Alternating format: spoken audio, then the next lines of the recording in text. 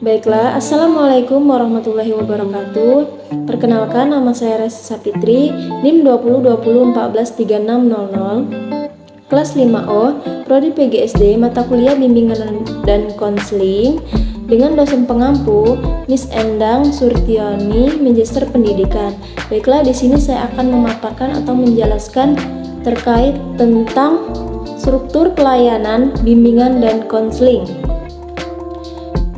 Struktur pelayanan bimbingan konseling meliputi yang pertama, ruang lingkup, yang kedua, fungsi, prinsip, dan asas, yang ketiga, jenis layanan, kegiatan pendukung dan format layanan, dan yang terakhir, 4, program pelayanan.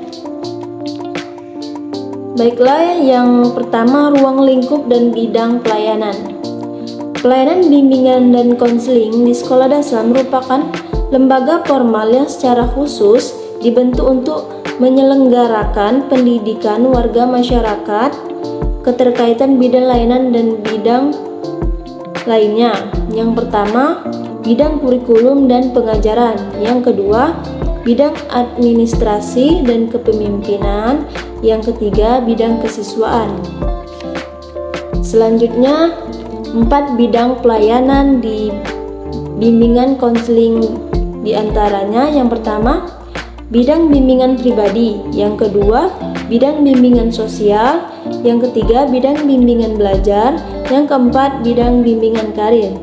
Selanjutnya, tanggung jawab konselor sekolah meliputi yang pertama, memberitahu kepada siswa tentang tujuan layanan bimbingan, yang kedua, memperhatikan kebutuhan siswa, yang ketiga, memiliki kewajiban dan kesetiaan. Selanjutnya, fungsi, prinsip, dan asas-asas. Fungsi bimbingan dan konseling secara umum sebagai fasilitator masa depan.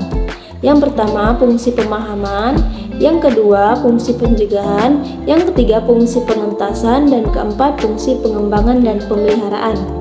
Selanjutnya, prinsip bimbingan dan konseling. Yang pertama, bimbingan dan konseling melayani semua individu. Yang kedua, bimbingan dan konseling berurusan dengan sikap dan tingkah laku.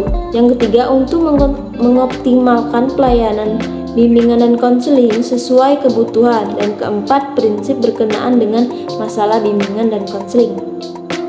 Asas-asasnya. Asas-asas BK terdiri dari yang pertama, asas kerahasiaan, yang kedua, asas keterbukaan, yang ketiga, asas kesukarelaan, dan yang keempat, asas kedinamisan, yang kelima, asas kekinian, yang keenam, asas keahlian atau kegiatan, yang ketujuh, asas kemandirian, ke-8, asas keterpaduan dan kenonaktifan. Selanjutnya, jenis layanan kegiatan pendukung dan format layanan.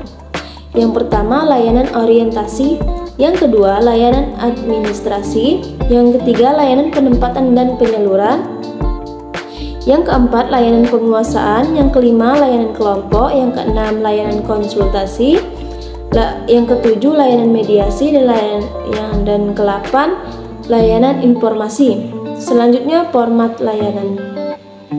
Yang pertama, individual, dan yang kedua, kelompok, yang ketiga, klasikal, yang keempat, lapangan, dan yang kelima, pendekatan khusus. Yang terakhir, program layanan. Program layanan merupakan upaya pengembangan kepribadian peserta didik yang melakukan melalui berbagai jenis layanan dan konseling di bimbingan konseling. Baiklah, terima kasih atas penjelasan saya. Apabila ada yang kurang, saya mohon maaf. Pada Allah saya mohon ampun. Saya akhiri. Wabillahi taufiq wal hidayah. Wassalamualaikum warahmatullahi wabarakatuh. Terima kasih. Semoga video saya bermanfaat.